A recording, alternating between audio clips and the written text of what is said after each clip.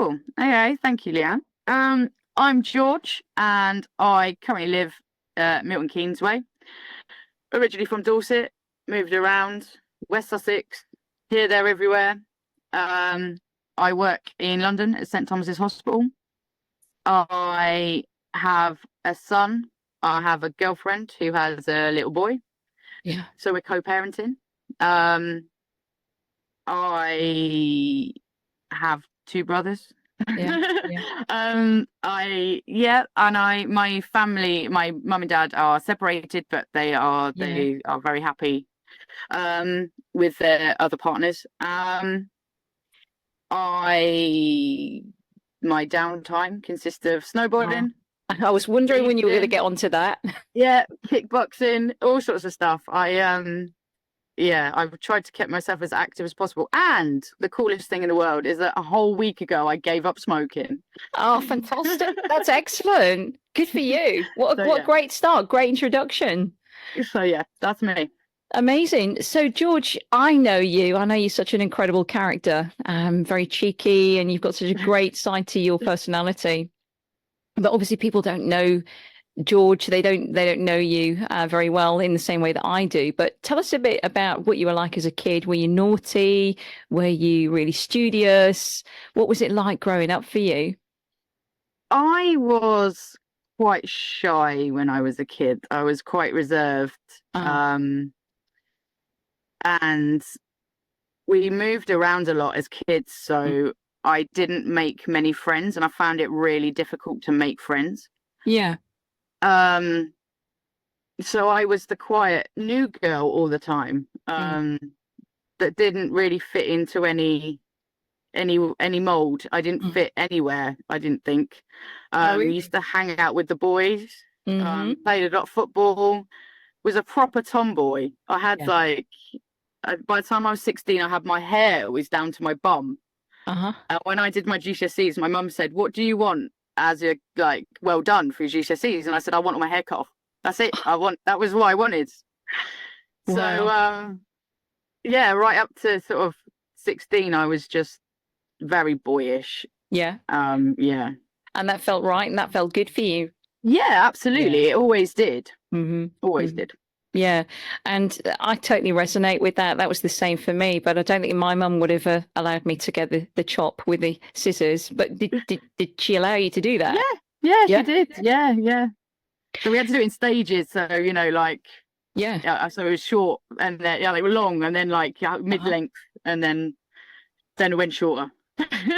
So you said that you were shy and that you were quiet Mm. growing up, and used to hang out with the boys. Used to like playing football and doing all that kind of cool stuff. Um, when was it that you started to realize that you were a bit different?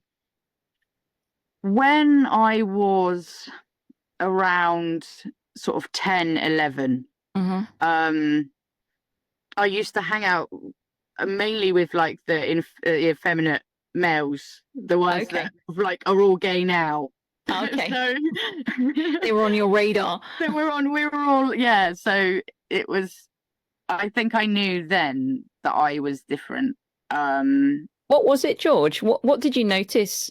Because the reason why I asked this question is because there's a lot of women out there still trying to connect things that were going off with them as a child to where they are now, and feeling quite confused. Well, how come I'm married now, or how come I'm in the yeah. relationship with a guy, and but this was me back then. So what was going on inside of you?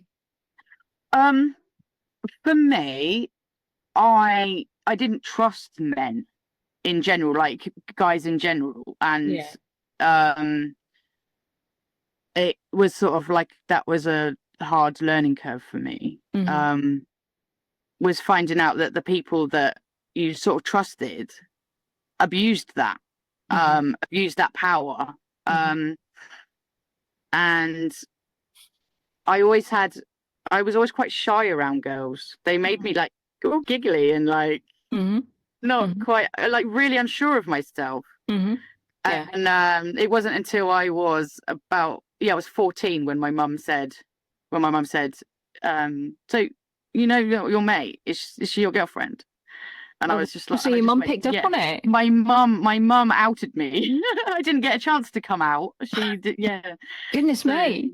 yeah, my mum just said, you're more than friends, right? And it was like, so I was between like, Wow. Okay. yeah, I was like 14, and then she asked me when I was like 16. Yeah. So yeah.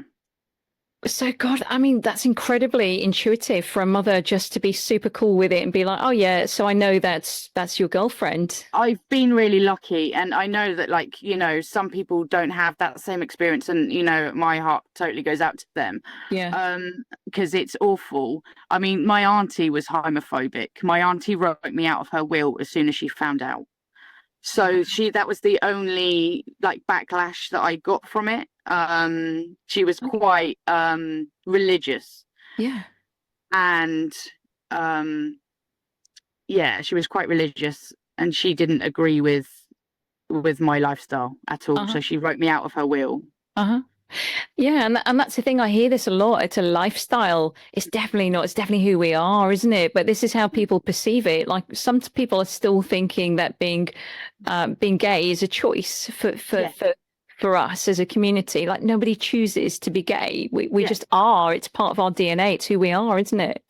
Yeah, I was never given a choice, never had a gun to my head to say, right, you're going to choose this person or this person. That was, it was, I knew who I was from a really young age. And I'm really lucky to, have experienced that. I mean, it didn't go quite as well at school. I had to stay quite hidden because it was like the 90s. Yeah. So it was the 90s. It was still a bit like, frowned upon. Oh, God, yeah. And very much hidden away. Yeah. Called names. There was a rhyme about me. My name's George, so it was like, Georgie Porgy, that rhyme. Yeah.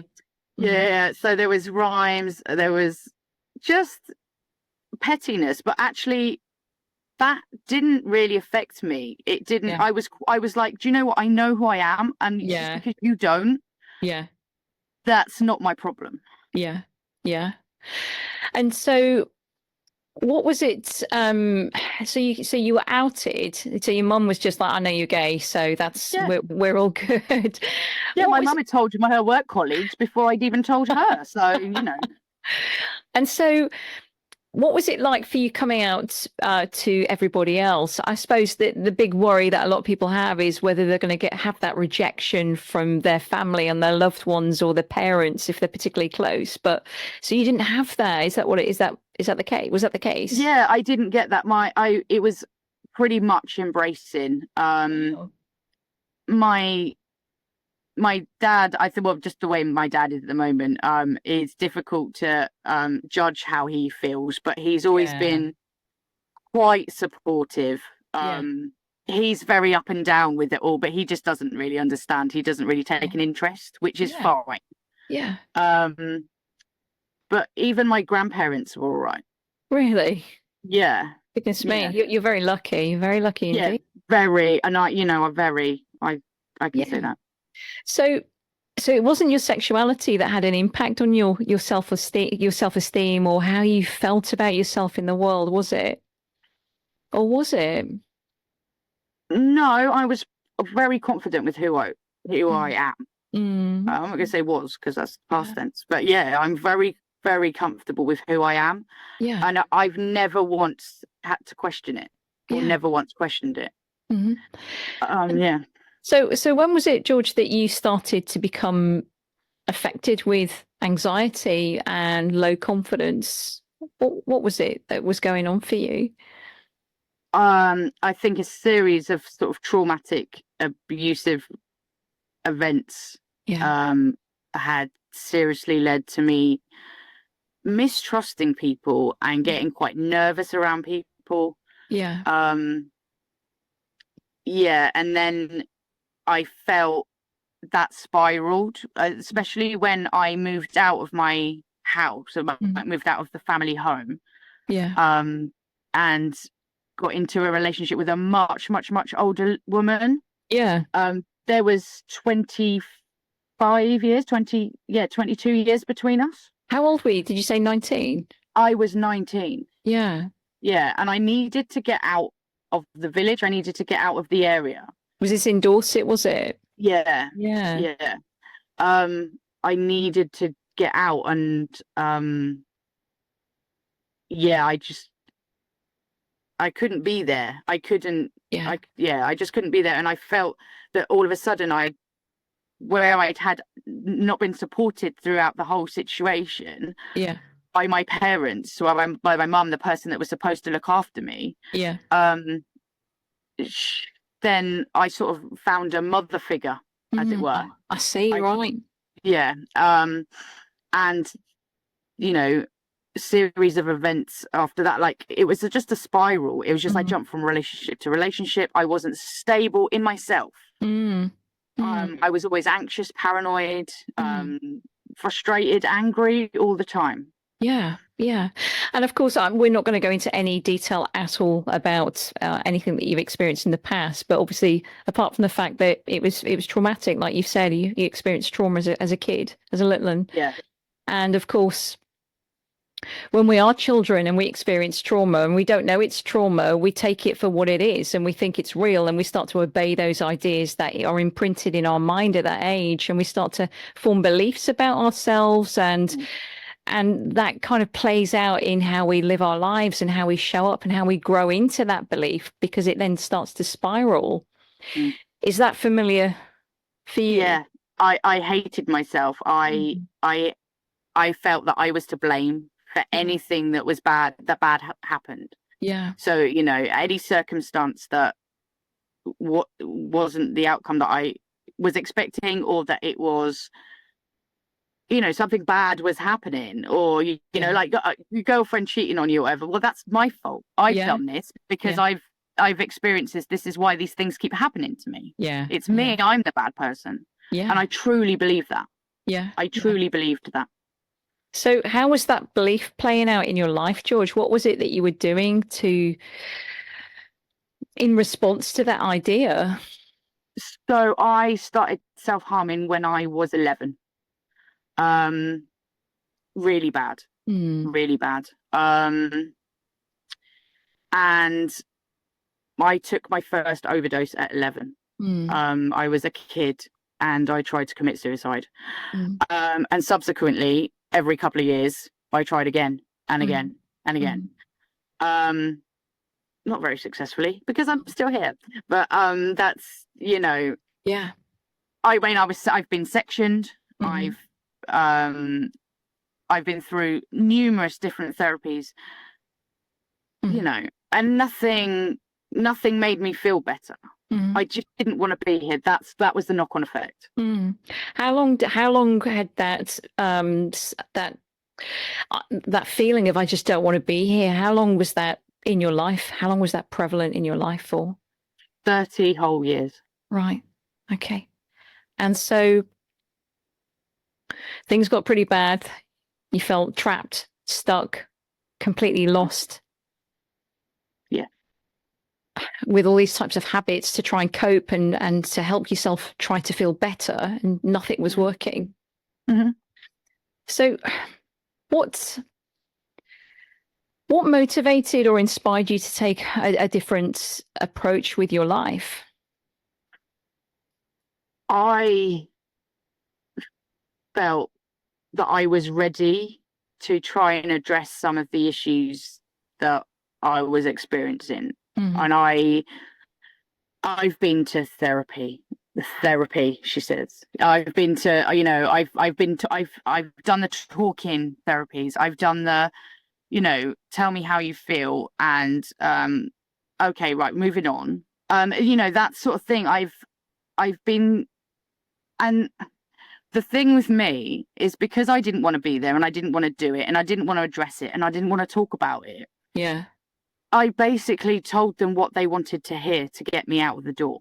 I paid lip service to all the people that were there to help me. Yeah. Because in my eyes, it didn't work. It really. How can just talking work? Yeah. Yeah. Yeah. To me, that's how I felt personally. Yeah. How long ago was that? That's been going on since I was 12. I started. Really? Because the only way they let you out of the hospital sometimes is if you agree to go to a psychiatrist. Yeah. Or you're a psychologist or someone. But you know you better than anybody, and I totally believe that. I think, you know, this being around within the health and wellness industry, particularly around mental health. I've had so many women sit in front of me and say, I've been diagnosed with all kinds of things, and I'm never going to be so arrogant to sit here and ever dispute a medical opinion because I'm not a doctor. But I think mental health can take you on a trajectory where you just feel like you don't know yourself, and it makes you so vulnerable to the point where you just start to accept ideas about what other people think is wrong with you. Yeah. And I know you talk to me a lot about this when you talk to me about, I know you've been very open about this in the group when you talked about borderline personality disorder and how you really felt that that wasn't the case for you, but it was more the effects of trauma that was really going on. Yeah, I never wanted a label. I was labeled with emotionally unstable personality disorder, EUPD. Yeah. I was given that diagnosis around. How did you feel that, George? How did you feel about that? Sorry, my lovely, I didn't mean to interrupt. Yeah, no, it's all right. I was just said I was given that 6 years ago. Yeah. How did I feel about that? Yeah. At the time, I thought, oh, finally, yeah, there's some.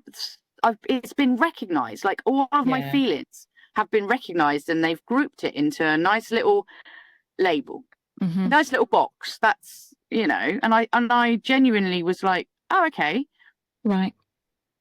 But then when you start doing the research and you read it and you think, oh, well, I do that and I do that, and then I started acting like being like that. Because all of a sudden someone's telling me I'm like that. So you start to notice this subconscious response to that idea. Yeah. What do you think was really going on within you? I was lost, Leanne. Yeah. I know. I'd lost me. Something major had happened around that time that I was diagnosed. I basically am a recovering drug addict. I used to take cocaine a lot. And it was only until I went to recovery that I started to see glimpses of who I was. I never knew myself before. Never knew who I was. I'd always lived my life through other people and through relationships and different, like, jump from one to the other. Oh, this is exciting. Yeah. I didn't know who I was. Yeah. I was lost. Yeah. And that's the thing, you're in a leadership role within your career now and you're doing exceptionally well. And I know some people would probably hear, recovering drug addicts, what the hell? But, these things go hand in hand when your mental health is in such a state that you try and holding down a job, trying to hold down a career. But there's so many women out there from our community that have got this hidden side to them that they're trying to cope with and deal with to present themselves as functioning and normal in the world to survive and get by. Yeah, that I lived my life like that a lot. And, the more I was taking drugs, the more debt I was in, and the more it spiraled and spiraled and spiraled. And I didn't know a way out. Yeah. Yeah. So all of this has led you along a certain path. So you're in this unstable position, lost, feeling like you don't know yourself. You started to go to drug recovery therapy, started to feel a little bit more in touch with who you were. Talk to me about what led you towards Braver Women. I'm really curious because you just seem to pop up out of nowhere and I hadn't spoken to you before. Or what happened? What was going on? So I was looking for sort of support groups and someone to talk to. I had got to the point where I was like, okay, I need some help, but I don't know where to go. And you popped up on the on Facebook, and I thought I'll give you a follow and just see what you and other people are saying, and see if it's something that would work, that I can relate to. Yeah. Basically. And so what was it that you found you could relate to? The deep and meaning questions that you ask people. You get people to think. And I like that. It made me, I never commented. I was a bit of a backseat passenger in your group. So what else was going on for you? Why did you find Braver Women so appealing? What was it? I know that you were surrounded by a lot of other queer women in that community, albeit as a long-time lurker, digesting all the content and enjoying that. But what was it that made you think, I want to work with her? I was ready. I was ready to lay my whole life bare and just and just figure out who I was, what I needed to do, you know, get rid of everything that I needed to that I felt I needed to get rid of. But I was looking through your post, I was looking at other people's stories, and it was a bit of an off the cuff decision, if I'm honest.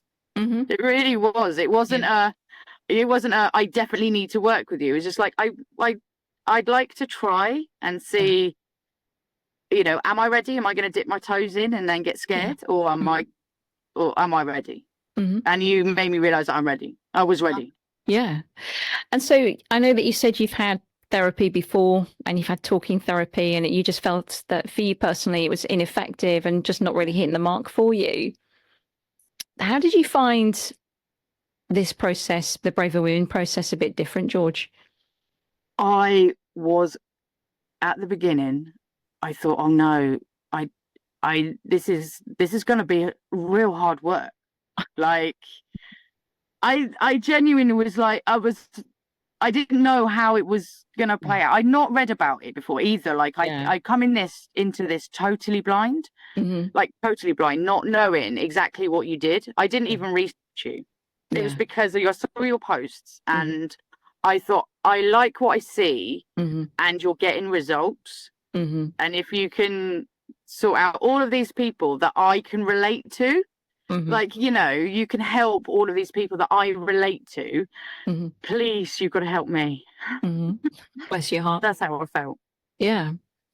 And so how did you find the process a bit different to what you've experienced then, George? What was it that I know you said it was hard work, but here's the thing, and I say this in nearly every success story that I do, is that a lot of people come to therapy and they're waiting to be therapized.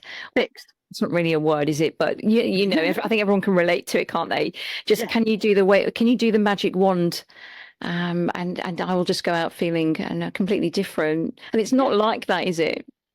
No, it's not at all. It's you get out of it 20-fold what you put into it. Like, you really do. And I thought, you know, updating you on a daily basis would become a bit of a chore for me, you know, a bit like, you're eating into my evening, Leanne. Like, you know, I want to go down the pub for a beer and I've got to stand outside in the freezing cold giving you an update. Like, literally, that's like, I thought that's how I would feel. I was like, you know, I made a set time and I tried to stick to it as much as possible. I mean, you know, every now and then it went a bit awry, but I felt that I worked as hard as I could in this process, and the way that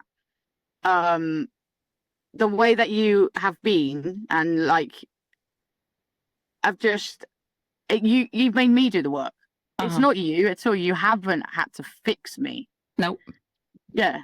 It was, I really feel, for me, therapy is a meeting of minds. It's a collaborative process, and I'm only ever as good as the rapport that I've got with the women who sit in front of me, and the trust. That's so important, and being able to have that common ground, which of course we have. So, but being able to have access to your unique patterns that aren't the same for everybody. Talk about some of the first things that I noticed with you on session 1 that were just game changers. Yeah, so the first thing you noticed was how quickly I spoke, and how I never gave you a definitive answer to anything. Yeah, I think that drove you crazy in the first session.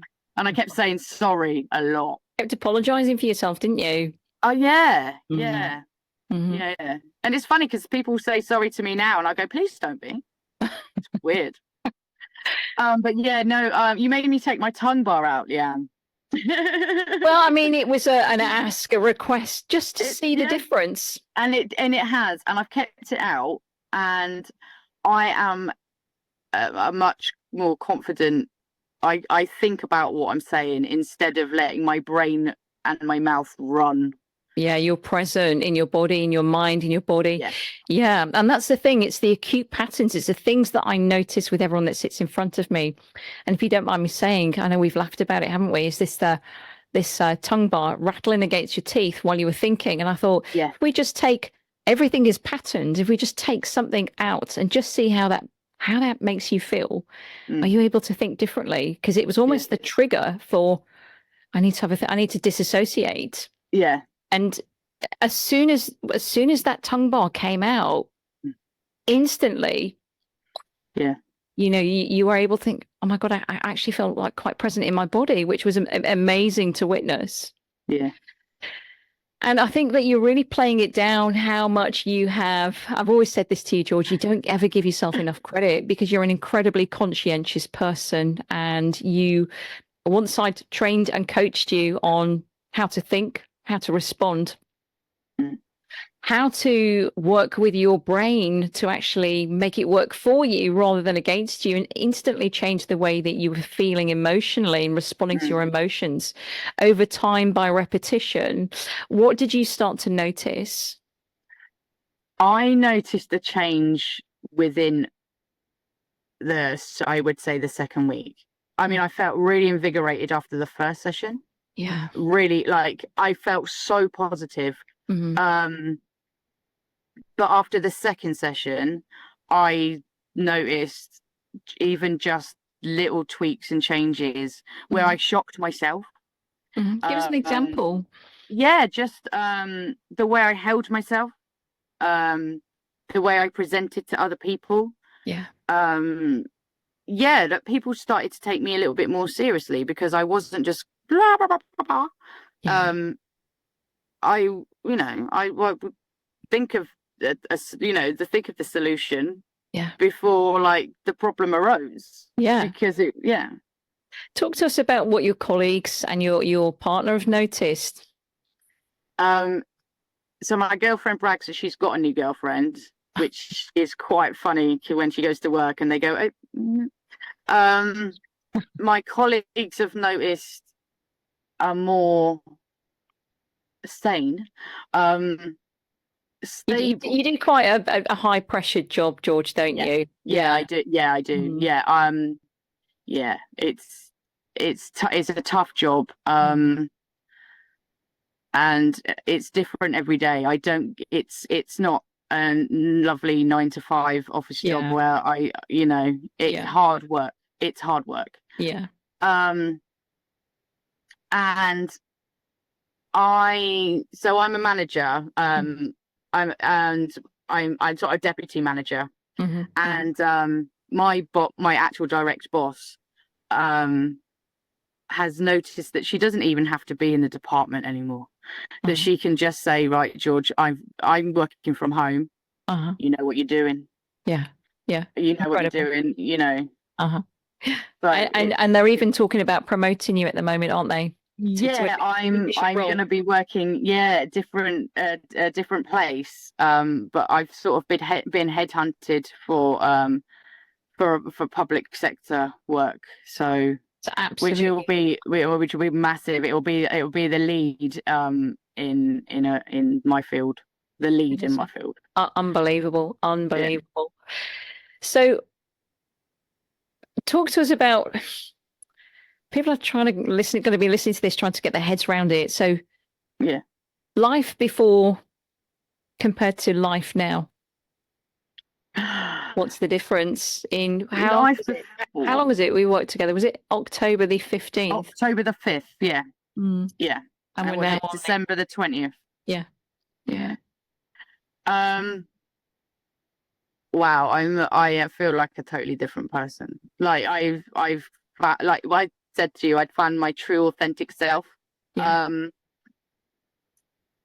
I actually really like myself. So tell me, the true authentic self, who is the true authentic?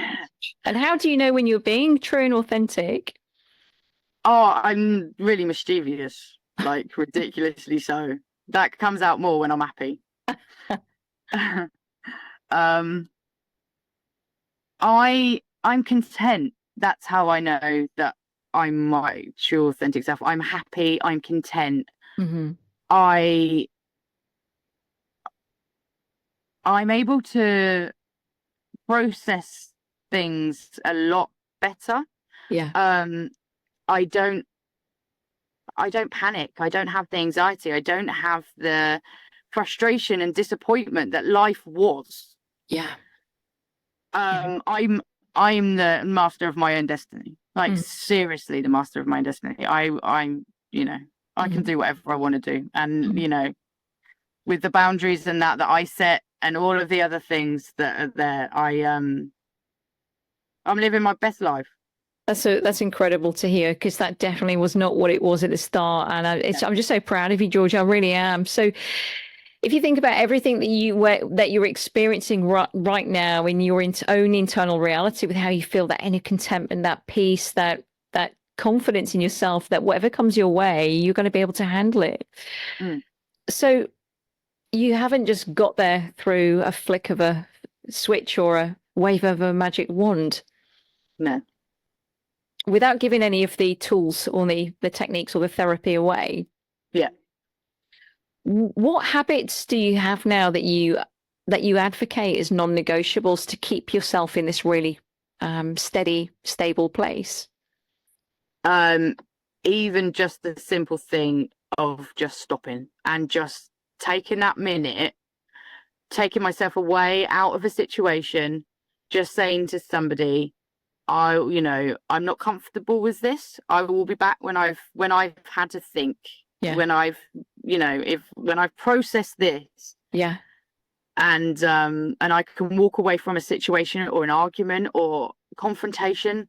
yeah, Um, was before I felt I was being attacked all the yeah, time, and to just say, give me a minute, yeah. we'll talk about this in an adult way, Uh-huh. like Uh-huh. Well, yeah, that's it. So good to hear. So good to hear.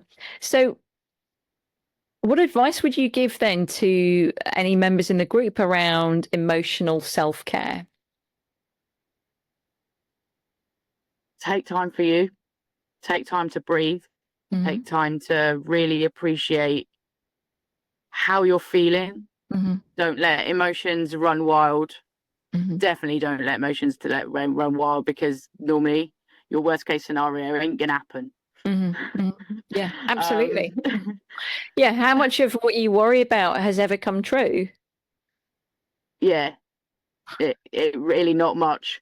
I used to think the worst, Hmm. like, oh my god, this is gonna happen and it's gonna be, the Yeah, world I is gonna remember. end. No, it's really not. Yeah, I remember when we'd interact each day, and you say, "Leanne, today I panicked," and so this was like this was a theme for a Yeah. little while. And we got to about weeks 5 or 6, and I said, you've not said that. You haven't said that Mm, at all. And your tempo with your updates, everything like that, with vocally, that whole thing, the whole shebang had altered. And it was just like just watching George, but just super relaxed and super calm, and yeah, just very much steady. Your own internal foundations nice and solid. And so the beliefs that you had that were driving this emotional reaction, which were leading to the thoughts and then the behaviors and all of that. mm. So you felt that you weren't good enough, felt that you were always to Worthless. blame, Hmm. worthless, Yeah, worthless. That was a big one. What was that yeah, like? that was a big one.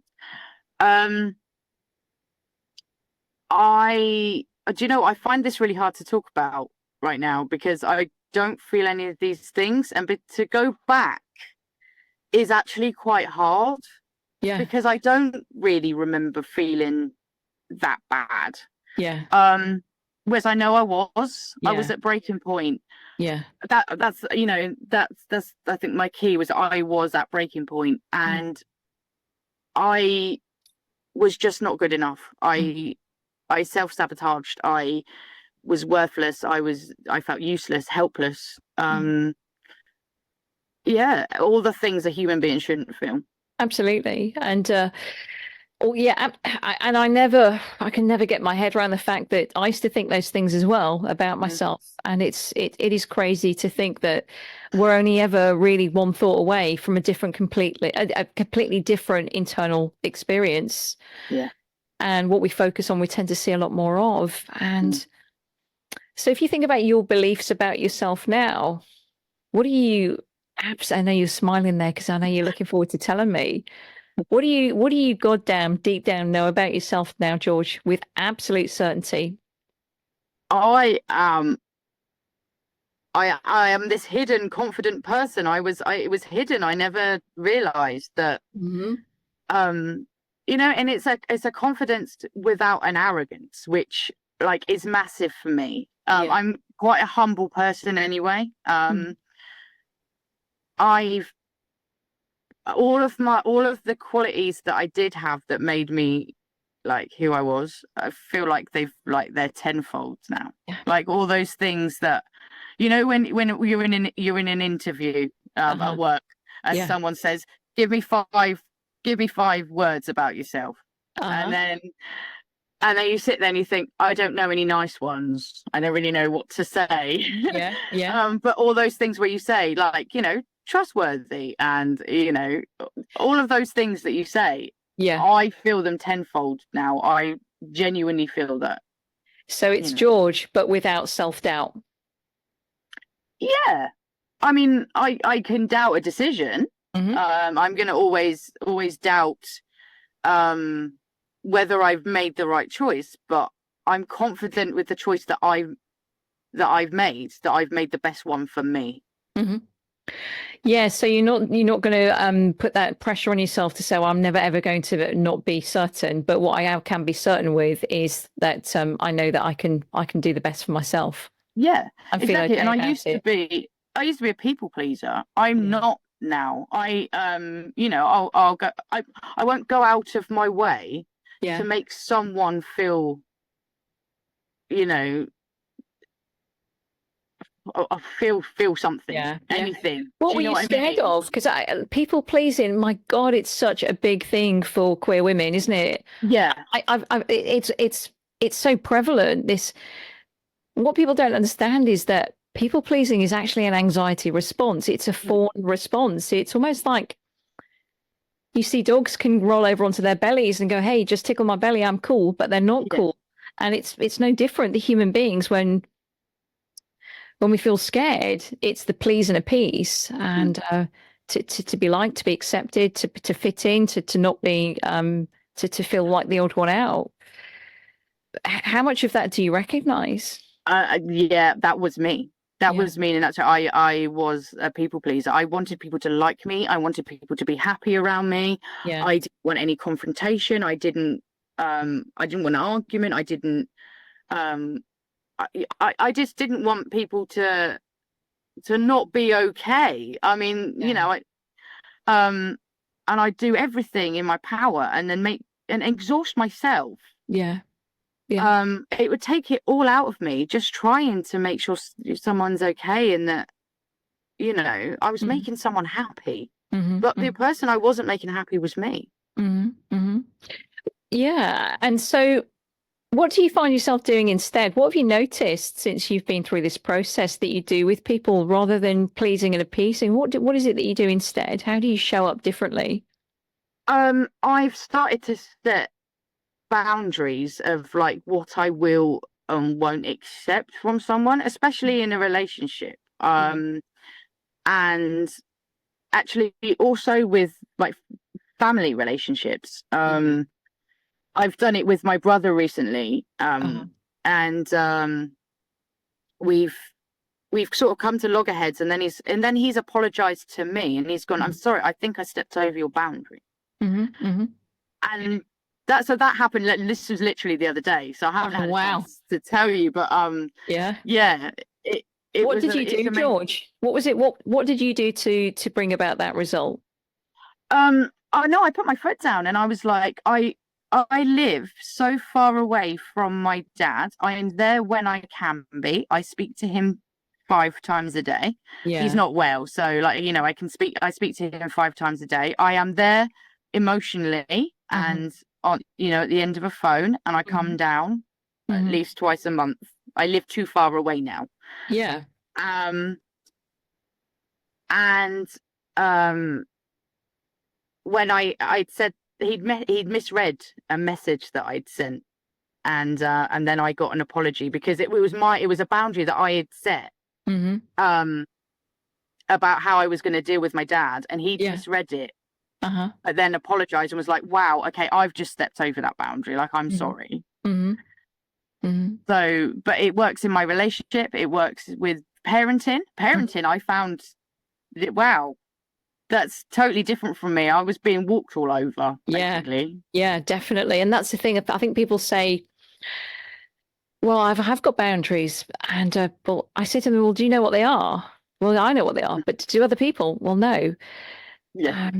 So, but how do you live by the boundaries? Well, I just tell them to others and expect them to obey them. It doesn't work like that, does it? No, it really doesn't. And that's how I was living. Like, literally, I was like, this is how I expect you to be in my head. And if you're not living up to that expectation, then, you know, there's something so fundamentally wrong with you. But no, it's not. It's because I haven't said anything. Yeah, you haven't said or done anything, isn't it? Yeah. So what do you find, what was the most groundbreaking thing for you about this therapy, this type of therapy that you've had? What was it that was the line in the sand for you that really just made the difference, that made the difference? When everything clicks into place, and when you say what you say, when you say it, and it makes sense. No, do you know what I mean? You mean know why? I know you know what I mean by that. But when you say what you say, when you say it, and at that particular point, it makes sense and it clicks. It finally clicks, and you think, how have I not been? How has that not been able to be registered before? How have I not perceived it like that? That's, you know.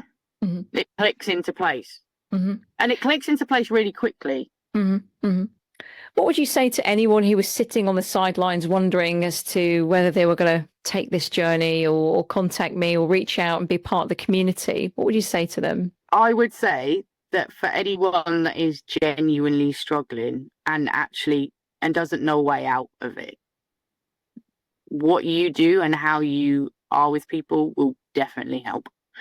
And it's not just help, but, you know, it's life-changing work what you do, Leanne. It's truly life-changing work. Well, it's an honor. It's my pleasure. It's my pleasure. And if I could ask you one thing, in fact, two things I'm going to ask you, George, just going to keep you for a couple more questions, if that's okay. Yeah.